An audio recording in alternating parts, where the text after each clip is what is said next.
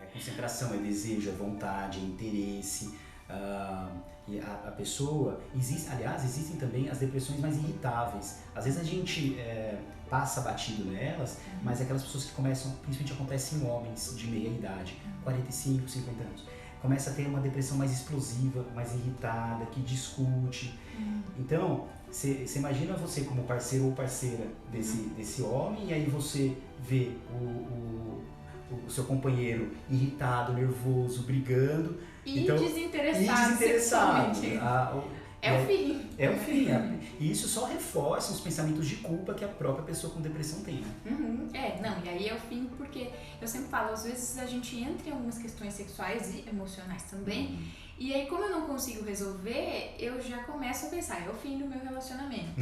Então se eu não tenho desejo, logo eu não amo mais, então eu termino esse relacionamento, então eu me separo, me divorcio, e nunca se olhou, né? E nunca olhou pra dentro, nunca parou pra falar, mas o que será que tá acontecendo que eu tô tão irritado? O que será que tá acontecendo que eu tô tão distraído? Ou tô com medo, né? Porque também gera muito medo, ansiedade. Medo. Ficar com medo de tudo, ansiedade por tudo.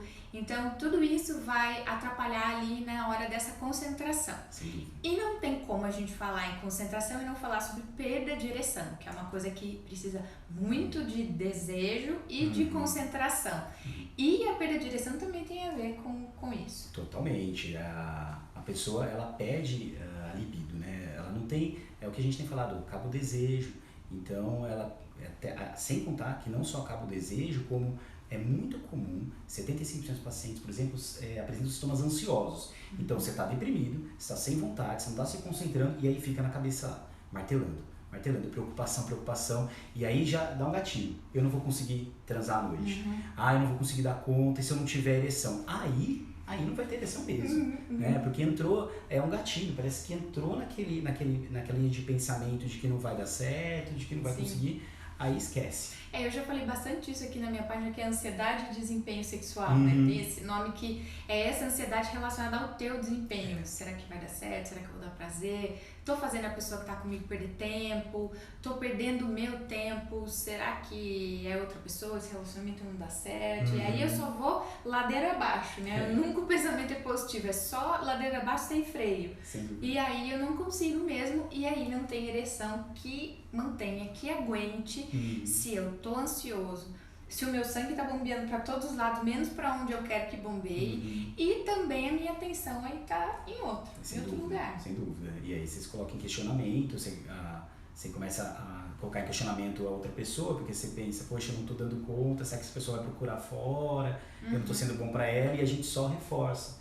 E o que me preocupa em relação a isso, não sei se também, eu acredito que seja uma preocupação sua, a pessoa tá deprimida, ela tá sentindo isso, e ela às vezes não busca acesso, porque ela tem tanto medo de ir no psiquiatra, no psicólogo, porque afinal ainda somos conhecidos como profissionais dos loucos, né? E que ela tá louca e tal, e coisa que não é, né? E aí... Eu tava lendo uma coisa sobre isso, que assim, quando, principalmente o homem, tá? Que a gente tá falando sobre disfunção erétil agora.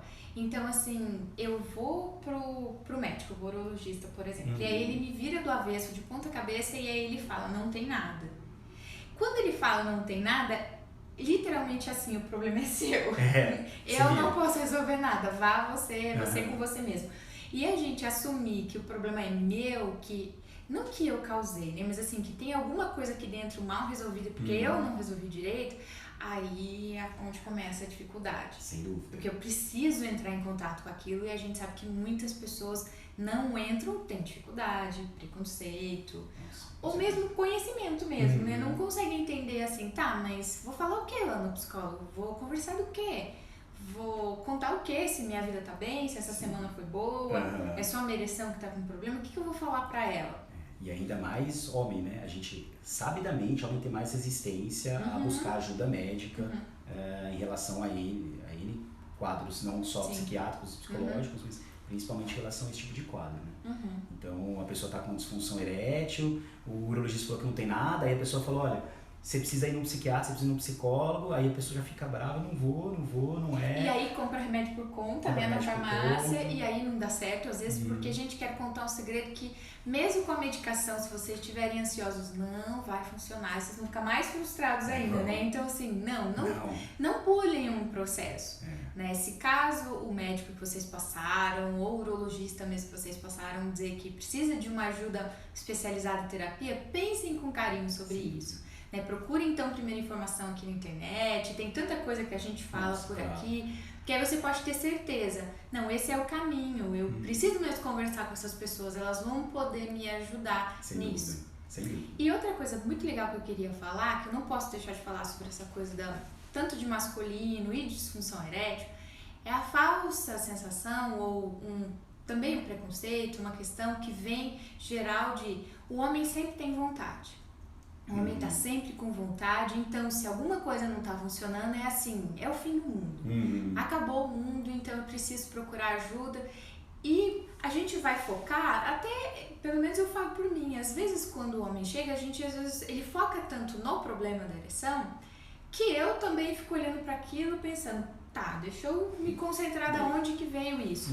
Mas quando ele começa a conversar, fica muito claro para nós que assim, perdeu o emprego, tem outras coisas, tá mal, relacionamento vai mal pra caramba, tá com conflitos com a família da esposa, com os filhos, acabou de ter bebê, que é super normal, gente, ter bebê não é um problema, mas causa ali uns que a gente vai ter que se ajustar àquela nova rotina, então, nossa, eu não consigo me ajustar, e aí desencadeia uma disfunção erétil.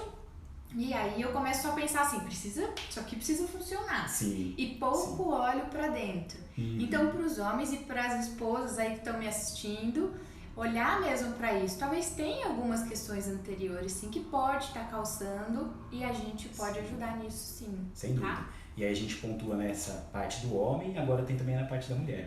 Porque a gente tem falado da disfunção erétil no homem, mas a mulher também tem. E às vezes até pressão social, a mulher muitas vezes sem vontade, ela não tem essa questão da ereção, e aí ela acaba muitas vezes até tendo relação que ela mesma se acaba se forçando, às vezes a do parceiro também, e que muitas vezes pode se machucar, né? Não só machucar fisicamente, como até inclusive emocionalmente, muito, né? Porque assim, uma coisa é você fazer uma vez, 2 vezes uma relação sexual, olha, não estava muito afim, mas rolou. Outra é você passar um tempão em relações sexuais não satisfatórias, e isso vai causar depois um prejuízo muito grande, porque a longo prazo isso vai se desconstruir, a ideia do sexo vai ser ruim. Né? Vai ser pressão, vai ser fácil porque preciso fazer, e aquela ideia antiga de que sexo é gostoso, bom, me dá prazer, ela já ficou pra trás, né? Então, na terapia a gente também consegue retomar isso, construir de novo essa ideia de que sim, o sexo é bom